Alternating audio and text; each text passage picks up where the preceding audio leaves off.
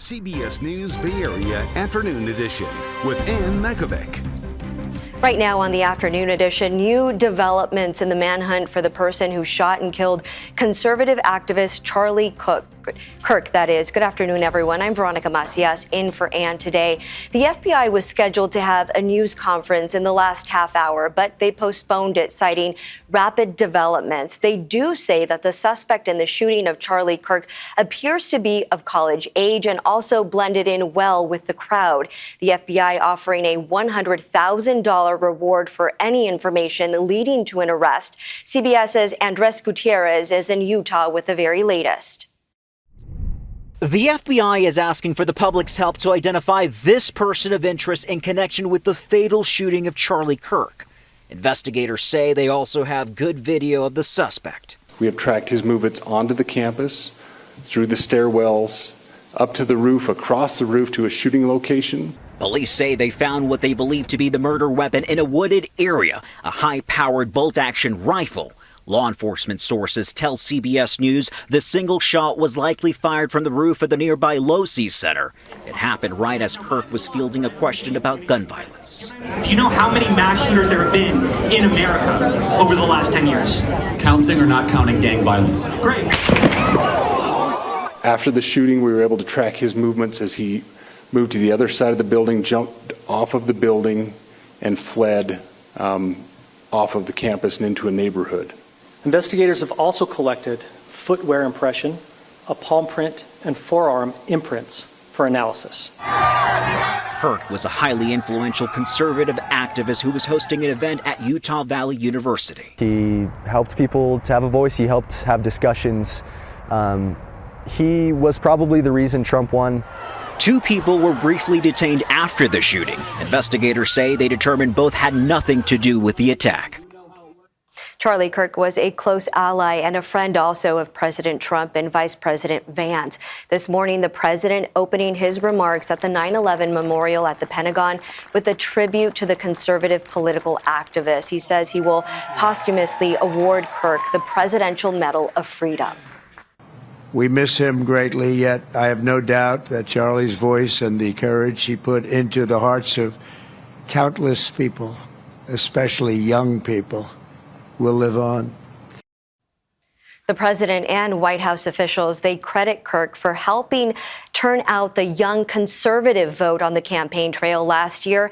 Vice President J.D. Vance says Kirk advocated for him to become Trump's running mate, saying, quote, he exemplified a foundational virtue of our republic, the willingness to speak openly and debate ideas, end quote. And we also know every living president from both parties, they have denounced the attack already. Former President Joe Biden saying there is no place in our country for this kind of violence, offering prayers for his wife and his young children. And of course, we will continue to follow the latest on this investigation and bring you any major developments both on air and online at kpix.com and also on the free CBS News app. Taking a look now at today's Bay Area headlines for you. 2 people are dead and 4 people are injured after a shooting inside of a business on International Boulevard in Oakland. Officers responding to a silent alarm here last night and discovering 6 people were shot and evidence of a gunfight. Oakland police say that the pawn shop owner exchanged gunfire with several attempted robbery suspects, and 2 of the suspects were killed. 3 suspects and the shop owner hurt. We're expecting an update from police later this afternoon. A lively group gathering outside of San Francisco City Hall here in support of Mayor Daniel Lurie's rezoning proposal. The Planning Commission is expected to give its approval today. The plan seeking to expand housing by allowing taller residential buildings in some neighborhoods on the north and the west side of the city. Lurie says that his plan would create as many as 36,000 new homes, but counter-protesters were also at the rally today, and critics believe that the rezoning would displace small businesses and allow historic buildings to be torn down. No one believes your NIMBY nonsense. Sit down. Here is the bottom line. California is fixing its affordable housing crisis. Passionate crowd out there. If commissioners approve it, the plan will go before the Board of Supervisors. BART staff is answering questions now about what caused that system-wide shutdown last Friday. We can't forget it, right? During a board meeting this morning, BART officials said that the problem happened while installing new equipment at the Montgomery station. Officials say that within minutes of installing a new switch, there was a network storm. At first, they thought it was an older piece of equipment in the system causing the problem. So we were desperately trying to find that piece of equipment. What we realize now is that it wasn't a piece of equipment. It had to do with the work that we were doing. But we didn't revert back because, again, it's like missing the forest for the trees. We were missing the forest for the tree. The switch that we were looking at was perfect. Everything was running perfectly. So it can't be this. Causing a big headache there. Lam also adding that they're still studying what happened. There are 41 more switches that need to be installed in the system here. So she says that they're already working on protocols to keep a shutdown from happening all over again. The 49ers, they're back on the road this weekend as they look to follow up their season opening win in Seattle. However, they'll reportedly be without their starting quarterback, Brock Purdy. He suffered toe and shoulder injuries, which could keep him off the field for several games, according to NFL Network's Ian Rappaport. Purdy is dealing with a variant of turf toe, that is. That's expected to keep him out between 2 and 5 weeks. And it now means that backup Mac Jones is set to start under center this Sunday against the Saints. Now turning to basketball, the Golden State Valkyries close out their historic regular season tonight in Minnesota against the Lynx. While Golden State is already playoff bound, yay, they're still playing here for the 6th seed. And if they lose, they will get the 8th seed and have to play Minnesota again in the first round. The Valkyries have lost all 3 matchups against the Lynx this season. So hopefully the 4th time, it's different. And remember, you can watch the Valkyries take on the Lynx right here on KPIX. Our pregame coverage, that starts at 4:30. Still ahead here at noon, the Bay Area, along with the nation, pausing to remember 24 years since the 9/11 attacks. And a new option if you want to get away, we all do. The Bay Area routes just added by Southwest. Pack your bag. And we're starting to see a big warm up in the forecast heading into next week. We have to get through these cool, gray, cloudy days first. I'll have more on that coming up in your full forecast.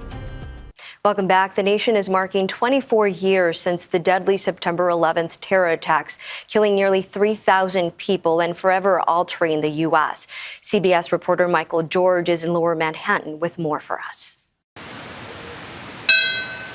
A bell tolled, marking the moment the first plane crashed into the World Trade Center 24 years ago today.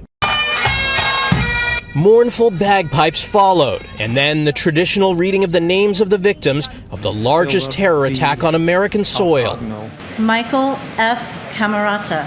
Family members of those lost that day renewed their vow to keep their memories alive. They simply went to work one day and never came home, and we must always remember them.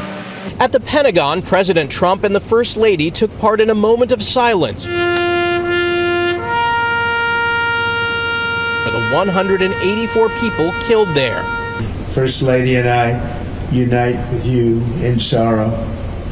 And today, as one nation, we renew our sacred vow that we will never forget September 11th, 2001.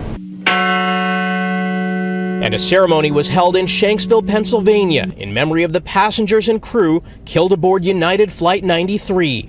In addition to the lives lost on that tragic day, there's also a focus on the hundreds of first responders who have since died from 9/11 related illnesses. We still have more people sick, and we're seeing illnesses and cancers that we had never seen before. Yesterday, the FDNY World Trade Center Memorial Wall added the names of another 39 members, a number that's sadly expected to grow. And 9/11 remembrance ceremonies and memorials are also happening throughout the Bay Area. Early this morning, the San Francisco Fire Department commemorated the efforts of firefighters and other first responders who sprang into action that day.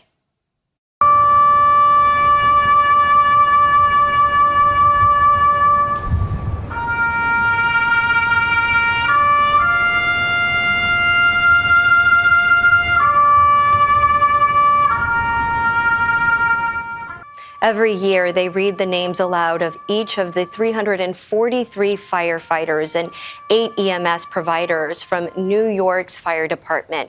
Mayor Daniel Lurie joining the commemoration earlier and spoke about being in Manhattan that day 24 years ago. And I will never forget that as we, my colleagues and I, and just about all of Lower Manhattan, walked north to get away, all of you, your brothers, your sisters, were running towards those buildings. I will never forget that. And similar ceremonies happening at all of the city's fire stations. Over in San Jose, volunteers are remembering 9/11 by joining a National Day of Service. About 2 hours ago, more than 600 volunteers, they began packing 200,000 meals over at the Santa Clara Fairgrounds to be donated to Second Harvest of Silicon Valley. Now to your Money Watch. Tickets, they're on sale today for the new Southwest flights out of Sonoma County Airport. Do we want to go anywhere? Are there any good deals here? The new service, it starts in April of next year. Southwest will offer nonstop flights to San Diego, Las Vegas, Denver, and Burbank. The San Diego and Las Vegas routes will operate daily as well.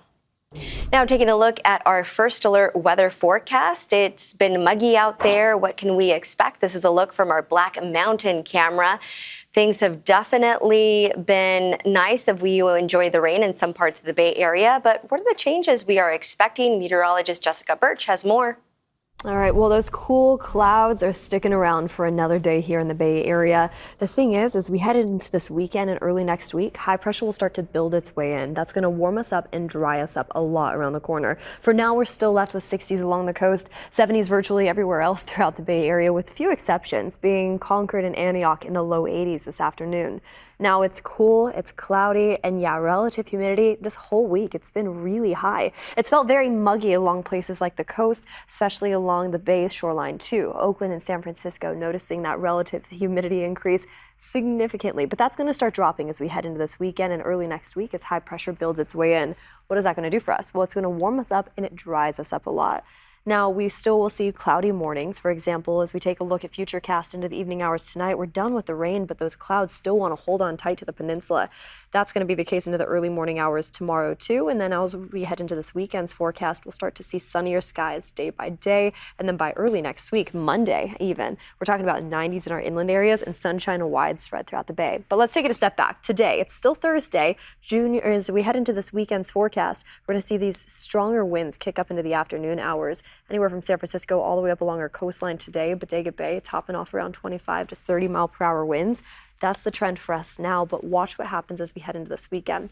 We have warmer weather in the forecast for us as early as tomorrow. We see 80s in the forecast, or mid 80s in the forecast as early as tomorrow, turn into 90s by Monday of next week. Sunny skies are expected at that point and relative humidity will drop. So the big concern for us usually around this time of year is fire weather conditions. And we haven't seen that at all this week, but as we head into next week and turn that page, we will be keeping a closer eye on that and what the National Weather Service has to say. For now, we'll be right back.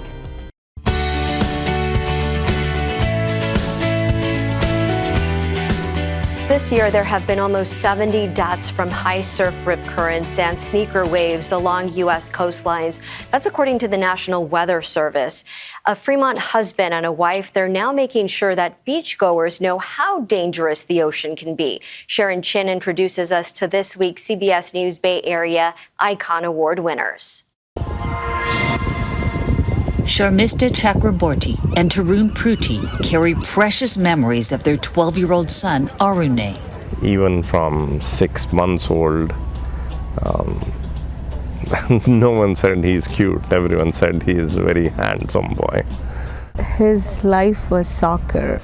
He was enjoying his academics as well as his sports. And yes, he loved the beaches. It happened yesterday at Cowell Ranch State Beach near Half. But in January 2021, their family trip to the beach with Arune and his brother turned tragic. A big wave swept the family of 4 into the ocean. The beachgoers saved some of us who also got caught in the rip by creating human chain. Despite a search, Arune's body was never recovered. Carrie Smith of the San Mateo County Harbor District responded to the emergency. There was an adverse day at the beach. There were several other rescues that day.